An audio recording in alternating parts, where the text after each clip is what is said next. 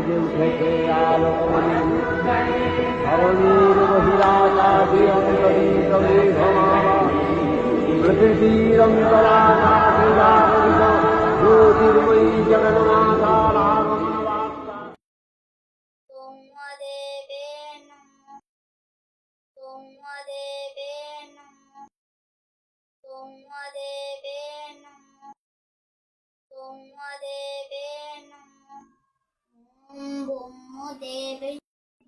বলো বৎস, তোমার কি চাই? হে ব্রহ্মদেব, আমাকে অমরত্বের বরদান দিন। অমরত্ব ছাড়া যা চাইবে তাই পাবে।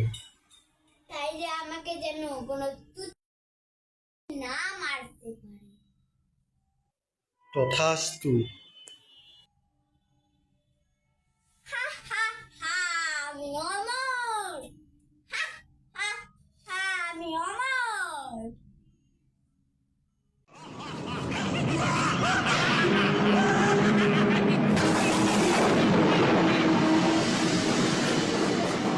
এদিকে কালান্তরে দুর্ধর্ষ দৈত্যরাজ মহিষাসুরের পরাক্রমে দেবতারা স্বর্গের অধিকার হারালেন।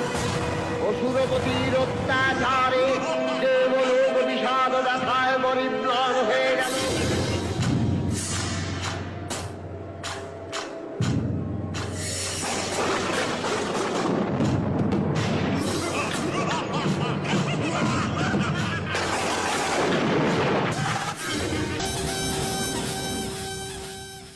বিষ্ণুরুদ্রের বদন থেকে তেজরাশি বিচ্ছুরিত হল। ব্রহ্মা ও দেবগণের আলোক থেকে তেজ নির্গত হল। এই পর্বত প্রমাণ জ্যোতিপুঞ্জ প্রজ্বলিত হুদাসনের ন্যায় দেদীপ্যমান কিরণে দিগমণ্ডল পূর্ণ করে দিলে। ওই তেজরশ্মি একত্র হয়ে পরমারূপবতী দিব্য শ্রী মহিষাসুর, তুই নিজেকে কি মনে করিস? এত অহংকার নিজের জন্য ক্ষতিকর। হা হা হা হা, আমাকে এক তুচ্ছ নারী মারতে আসছে। হা হা হা, এত অহংকার ভালো নয় একজন মানুষের জন্য। আর তুই তো এক অসুর, তোর জন্য আরো ভালো নয়। হা হা হা, আমি অমর। দেখ কার কত শক্তি।